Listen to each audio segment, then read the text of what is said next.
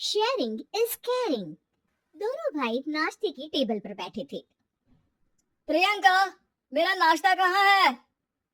भाभी, मुझे भी ऑफिस के लिए लेट हो रहा है। इस पर प्रियंका किचन में से दोनों के नाश्ते की प्लेट्स लेकर बाहर आती है। लो भाई, आप दोनों का नाश्ता। किसी को भी 1 मिनट का सब्र नहीं है। ये प्रियंका का ससुराल है, जहाँ कोई औरत ना होने की वजह से शादी वाले दिन से ही घर के साथ दोनों भाइयों की जिम्मेदारियां प्रियंका संभाल लेती है। दोनों भाई शांति से नाश्ता कर रहे होते हैं कि अंकुश अपने भाई की प्लेट से पराठे का एक टुकड़ा उठा लेता है। आपको पता है ना, मैं खाना शेयर नहीं करता, फिर भी मेरे प्लेट में से खाना जरूरी है क्या? अरे हद हो गई है, मुझे नहीं खाना अब। अंकुर गुस्से में नाश्ता छोड़कर टेबल से उठ खड़ा होता है। अरे, ये कैसा बिहेवियर है अंकुर? एक टुकड़ा ही तो है। एक हो या आधा, मुझे भूख लगी है तो ये सिर्फ मेरा ही है। उसे भी किसी के साथ शेयर करने बैठा तो भूखा नहीं रह जाऊंगा। अरे बाबा ठीक है, अब इस पर भी लड़ाई। दूसरा बना देती हूँ, पर प्लीज इसे खाना बीच में छोड़कर मत जाओ, इससे अन्न का अपमान होता है। ओ प्लीज भाभी, ऐसी कोई चीज होती ही नहीं है। आपके पास पैसे हैं, खरीदो और खाओ।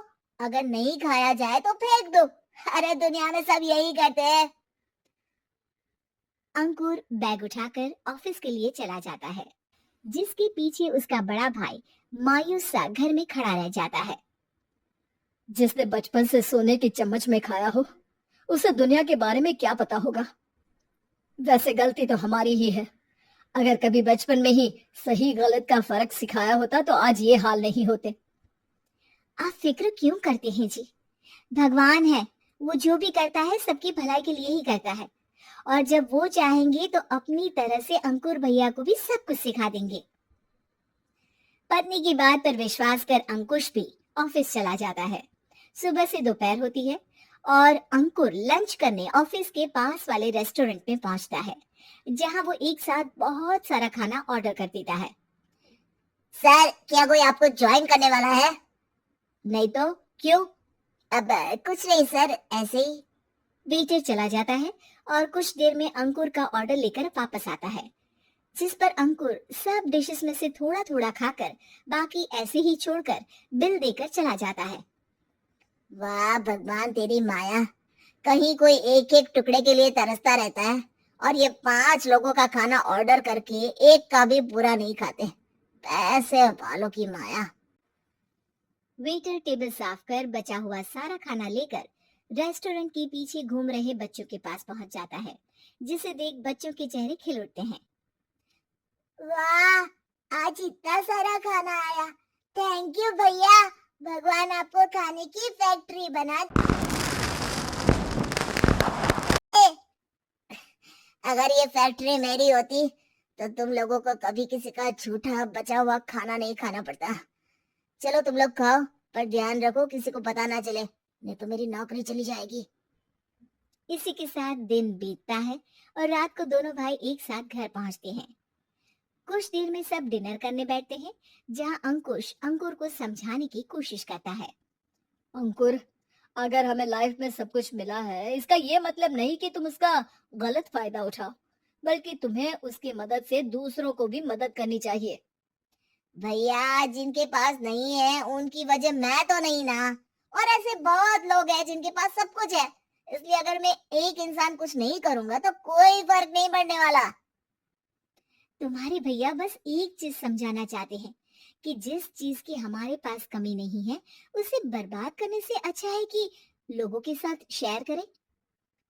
इससे हम सिर्फ सामान नहीं, खुशियां भी बांटते हैं, और इसमें तुम्हारा ज्यादा कुछ तो जाएगा नहीं। भैया भाभी की बात सुन अंकुर कुछ बोले बिना उठकर चला जाता है। इसी तरह दिन बीतते रहते हैं, जिसमें अंकुश और प्रियंका कोशिश तो बहुत करते हैं, पर अंकुर पर किसी भी चीज का कोई असर नहीं पड़ता। एक दोपहर अंकुर सैंडविच खाते हुए सड़क के किनारे चल रहा होता है। तभी उसकी नजर आइसक्रीम वाले पर पड़ती है और वो सैंडविच सड़क किनारे फेंक आइसक्रीम खरीदने पहुंच जाता है। अब इसे कहते हैं जिंदगी का सुख। जैसे ही अंकुर आइसक्रीम लेकर पीछे मुड़ता है तो एक आदमी को सड़क से वही सैंडविच उठाते हुए देखता है। वो आदमी बहुत कमजोर, गरीब, जैसे बहुत दिनों से खाना ना खाया हो वैसा लग रहा था। अंकुर उसके पास जाकर खड़ा हो जाता है। उसे देखकर आदमी सैंडविच अंकुर की तरफ कर देता है। आपको भी खाना है क्या? क्या हम इसे आधा आधा कर ले? मुझे बहुत भूख लगी है। वो मेरा ही झूठा सैंडविच है। तुम दूसरा खरीद कर क्यों नहीं खा लेते? इसे क्यों खा रहे हो? अरे भैया, अगर खरीदने के पैसे होते तो 4 दिन से भूखा नहीं घूम रहा होता। हैं? क्या?